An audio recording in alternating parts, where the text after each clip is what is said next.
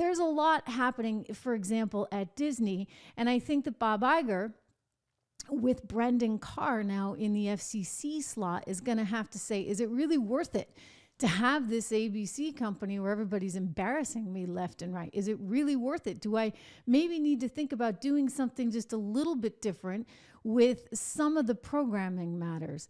And that is why we're looking at a potential for ABC News spinning off The View in some way, or making it some other kind of program. Granted, I think they want to get rid of the network, but the question now becomes, how long does that show, The View, stay put? There's a new article just came off the presses here in Variety today, which, you know, is a little bit of a plant, dare I say, right? Somebody at ABC News, the PR person is calling their friend over at Variety, in this case, Juan Michaels, saying, hey, let's come up with a snazzy headline. And they're trying to make it look as though The View is doing great. And so this is why they're putting together a weekend show that's going to stream. But let me just assure you, this has nothing to do with The View doing great and everything to do with how do we reinvent ourselves in this new period in time when everybody's streaming. Well, why don't we come up with a streaming product? But what do we do for a streaming product? Well, we've been doing all our political news on the airwaves, so now we got to do something else. So the plan is to do celebrity news and, you know, pop culture stuff. I think that has a little more to do with the fact that nobody wants to actually work on the weekend, so they can't be live. So they've got to tape this thing after the show on Friday or Thursday or whenever it is that they actually do this thing. And then they're going to air it on this ABC News streaming platform. So the headline is in Variety, The View to launch a new weekend edition for ABC News Live this month. But there's one person that's conspicuously absent. You know who it is? The person that I think is in danger of actually being fired from the show. So rather telling that she doesn't get a gig on the weekend version, right? All of you. Talking about you, it's us. He's not going to, you know, say, oh, you're with a white guy, I'm going to keep you from being deported. No, he's going to deport you and put the white guy with someone else. The man is out there. He's also... JD, clearly you've not been to one of your boss's rallies. Because you believe this insanity. I mean, he has been inciting violence since 2016, telling them to beat up hecklers, threaten to shoot looters and migrants. They have, I don't remember Bill Clinton about what was going on in his White House when it was sprayed by 29 shots. I don't remember Obama blaming opponents when his White House was shot up in 2011. You have to really take a look in a mirror to see the reflection.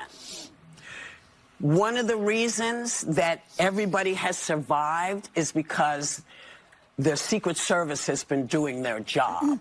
You know, just to take a little walk back down memory lane, that was when Whoopi Goldberg accused Donald Trump of being responsible for the assassination attempt on his life. I mean, this is wild stuff. And this is all happening on the federally controlled airwaves.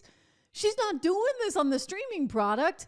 They've got a new streaming product and she's not even part of it. Why? Because they want to change the vibe. They want to get back to maybe what they once were. They figure they can do celebrity news and stuff like that so that they don't need this woman who spits when she says the newly elected president's name. That's effectively like spitting on America, Whoopi Goldberg. That's what you're doing. You're spitting on America when you do this. Listen, take him seriously and take him literally. I don't think that we have to, I think it would be remiss of us to not say Joe Biden knows how to do this. Yes. He knows how to do this. He's quite good at this. And, you know, you can't refute anything with him because he just, when I say him, I mean... He rambles. Trump. Yeah. He tends to just... But can I mention one thing? Because Trump is out there... No. Okay? So they know they have a problem in Whoopi Goldberg. They're coming up with some new version of the show, which they're going to test out on the streaming product because, hello, everybody's streaming. Of course, that might be the product where you actually want to have your crazy people that do things like spit when they say the president's name. That's actually the place where you might actually have the ability to run that, as opposed to the federally controlled airwaves. Look, the FCC still has jurisdiction over those, okay? Any which way you slice it. And I don't think it's like freedom of speech to sit there and say the things that she has said. I mean, it's inappropriate. It's wrong. You're comparing a president who, by the way, got into no war with the likes of Adolf Hitler. You're just like smashing history and smashing reality in a way that's so crazily disrespectful to the millions and millions of Jews that died. It's amazingly disrespectful to all of our American soldiers that died, to all of our American soldiers that fought, and it's disrespectful to all of our allies. Anyway, back to The View. They're all excited. They're telling Variety it's an opportunity for us to extend the conversation, give viewers more of what they love from the connection they feel to this show. Don't you just love that show, right? That's why it's going to weekends on streaming.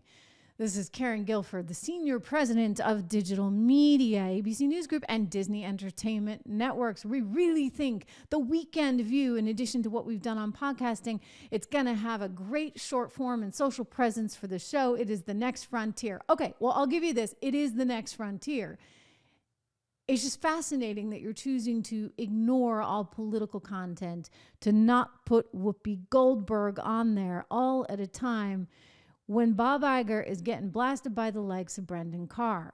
Because maybe what you realize is that the future is actually in entirely, I get it, right? You know that the future's here and in streaming, but apparently it does not include one Whoopi Goldberg. Quick shout out again to one of our great sponsors over at American Hartford Gold. If you're interested in investing in gold, it's a great way to help protect against inflation. It's a great way to diversify your portfolio. I'm a big believer in it. I hold my gold. I hoard my gold. I never sell my gold because, listen, this is one of the ways that your dollars keep up with the momentum and keep up with the inflation. It doesn't even have to be the crazy inflation that we've seen for the last 4 years. Inflation in general tends to be there. And what is the one thing that holds its value over time? It is gold. So check it out, American Hartford Gold. Go to trishlovesgold.com, trishlovesgold.com today to get more information about up to $15,000 in free silver. You can text my name, Trish, to 65532, or you can call them at 1-844-495-1115. We do talk about gold over at 76 Research, my financial research company, 76research.com. You can actually sign up for just $1 a month right now. DOLLAR is the code word you need to use to get that $1 a month subscription. We have a lot of ideas and names in there for you.